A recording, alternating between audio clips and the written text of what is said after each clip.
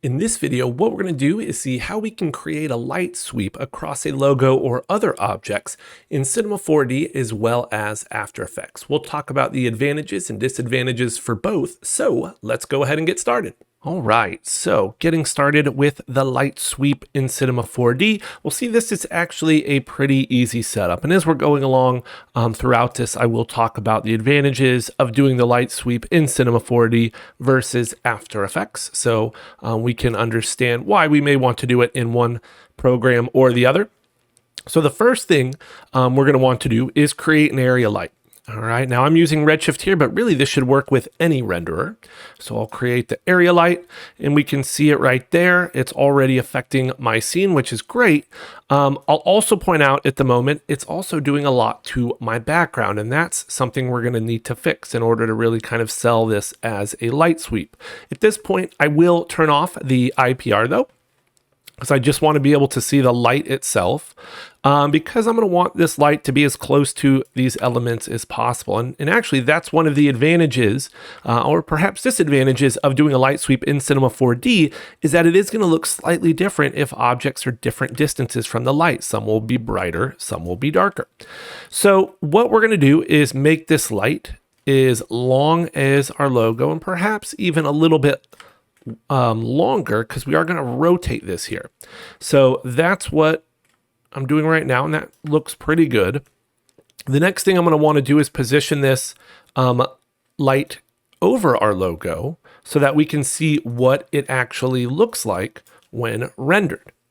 So this is the first part of that. And, this is also where bucket mode could be useful, but I'm actually going to use the Redshift render view for this because it allows me to render a little bit smaller image that I have more control over. I can also, don't know why that was on alpha, use bucket mode, but also use region render, which will make this work even faster. So this is what we're seeing here, and it looks pretty good. It's really, really bright though. And at this point, it's still affecting the background. So that's something we're going to want to change here. We can see it's kind of hanging up on that last bucket, but all right, not too bad. I mean, things are obviously very bright, maybe even a little bit blown out, but we can see what we get by lowering our intensity a little bit. So maybe we'll come down here to say 50, see what we get. And, while I could probably start without bucket rendering turned on, I do want to make sure I get a sense of what this looks like with the final quality. And so that's why I do have bucket mode turned on. So that actually looks pretty good. Now, depending on what you're going for here, you could make, and I'll just move this off to the side here, make this light narrower or wider. I think in the render I have, it actually is quite a bit wider than what we're seeing here. But that's entirely up to you. The one downside, or another downside, I should say, of doing this in Cinema 4D is that if you decide you want to make a change to the width of the light, the brightness of the light, the intensity, the angle, you will have to come back and completely render out of Cinema 4D again. Whereas, as we'll see in After Effects, it's a lot more streamlined, quicker process. So let's say this looks good. Then what I'm going to do is select the light and go into the project tab. That's going to allow me to decide whether I want to exclude objects or only have it include objects. And with the way my scene is set up, include is going to work a bit better, although actually it doesn't make a difference. Because I have my geometry grouped very easily. I have my background grouped in a null. I have my geometry grouped in a null. So it's really just a matter of if this is set to exclude, I could drag the background in here. If I wanted to use include, then I could just drag in the geo null. And with that, we can see there's a lot less light coming through the background. There may be still a little bit coming through, and that's not necessarily light. It's kind of bounce light, global illumination, if you will.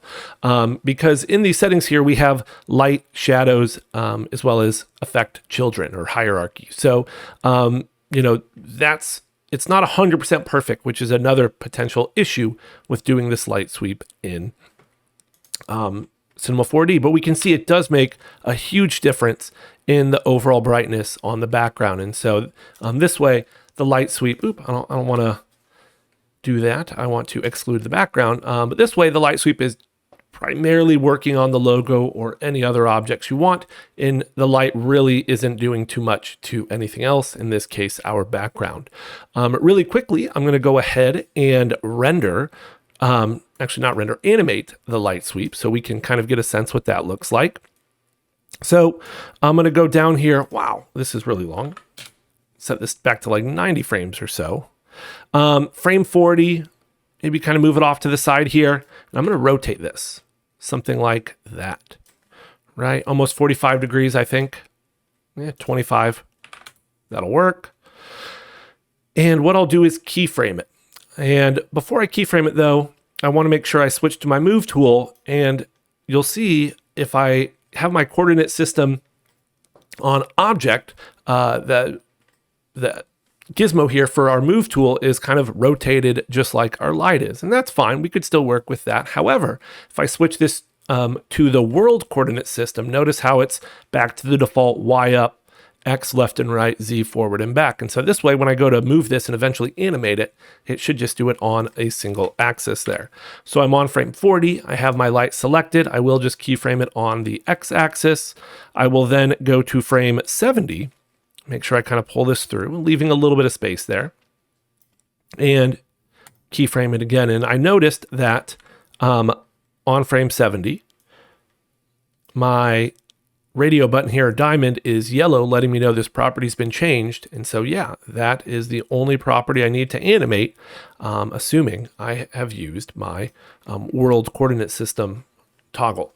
All right, so that's pretty good. However, if we were to do a render here, and this is one of the few times I think the illumination and the perspective view kind of helps, you can still see just a bit of our light there. So what we're going to do is also animate the intensity of the light. We can do that in the object tab here. And with our intensity at its kind of highest value, I will go to say frame 44. So just a few frames after it started moving, keyframe the intensity at 50. I'll then go to frame 46 or 66, keyframe the intensity at 50 again. And now at frame 70, go to set the intensity to 0, as well as frame 40, set the intensity to 0. So we just have that little bit of time for it to kind of ramp up and show the light sweep on our object. Next thing I'll do is, it's really annoying to kind of see our viewport here with the illumination of our light in it. So you can twirl down the preview option here and just uncheck illumination. And so now we should have everything set up, and it's really just a matter of rendering this out. You know, I would still do a few more kind of test renders, check a few different frames to make sure everything, you know, looks the way you want. In this case, you know, it's a bit strange how the light sweep is behind our object here. So maybe because of the way this is animated, it's not quite in front of it yet. Yep, there we go. So what I'll need to do is just move this object back on the Z axis. And so this is something I'll want to consider, and we can see, man, it really has to come kind of far back there. So maybe something like that will work. Now, the problem with moving it that far on the Z axis is that I bet things are a whole lot less bright now. Okay, it turns out maybe that isn't quite the case because it's not just the brightness we're seeing, it's also reflection or kind of specular lighting there. So that's actually not too bad, but I may want to bump the intensity up just a bit more. So at frame 44, where we've keyframed the intensity at 50, actually, we'll just go to the middle here. Can take a look at our intensity. I'm going to turn off bucket mode for this, just so we can see this a bit faster. Wonder if we'll end up back at 100.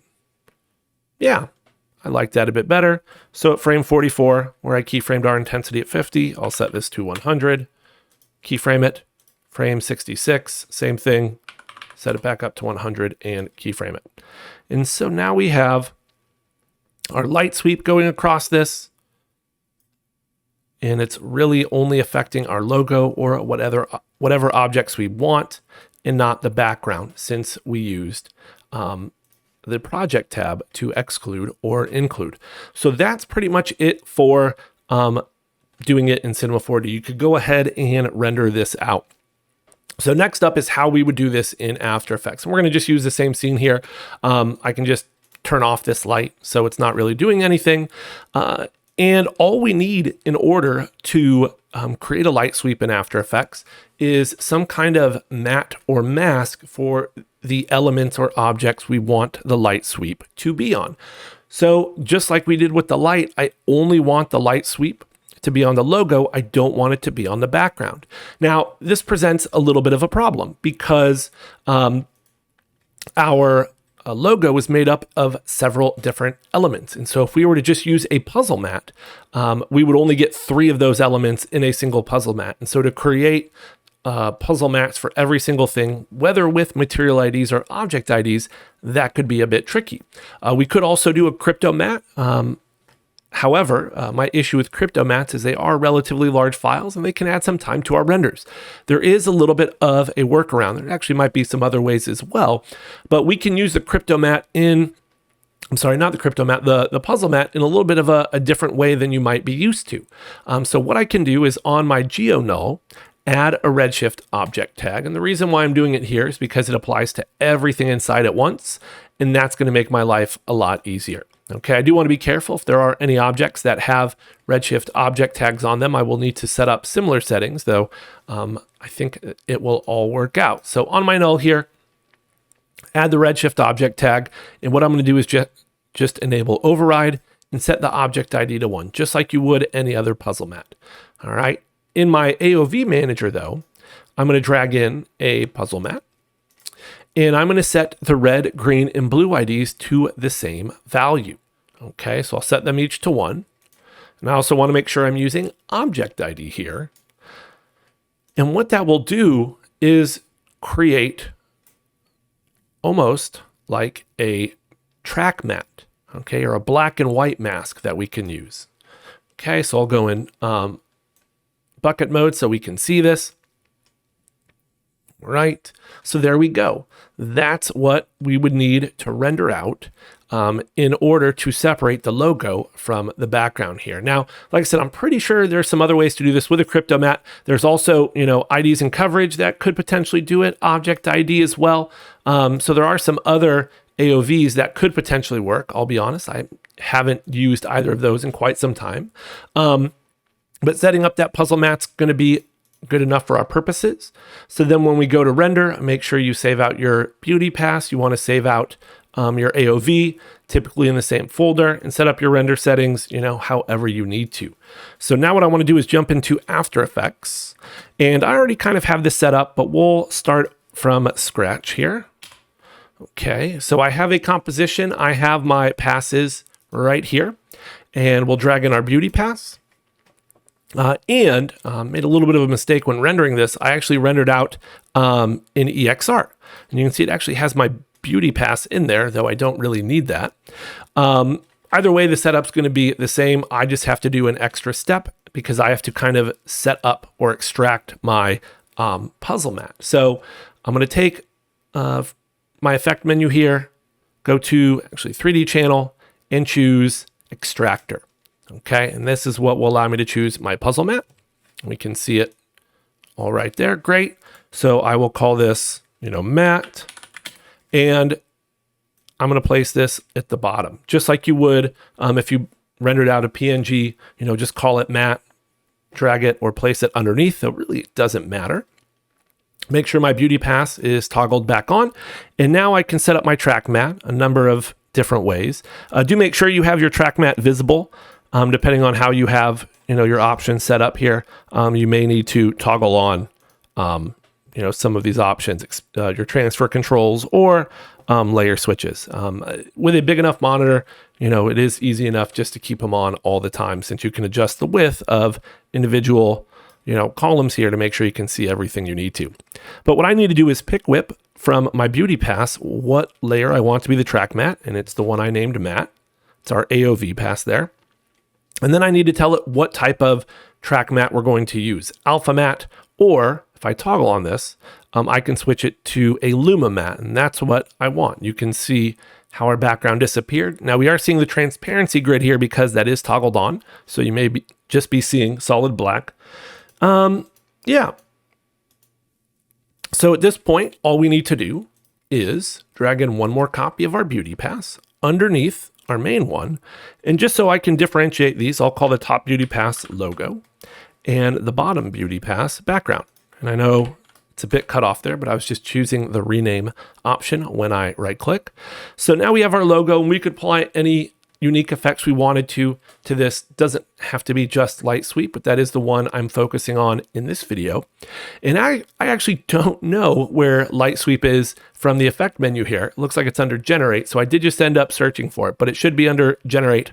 Yeah, and there it is, light sweep. So I'll just apply it from here.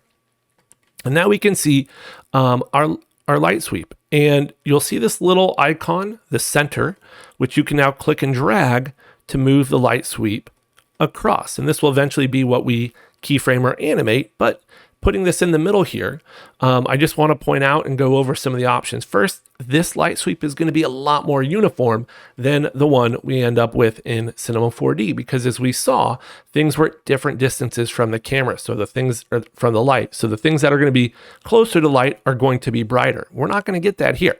Okay.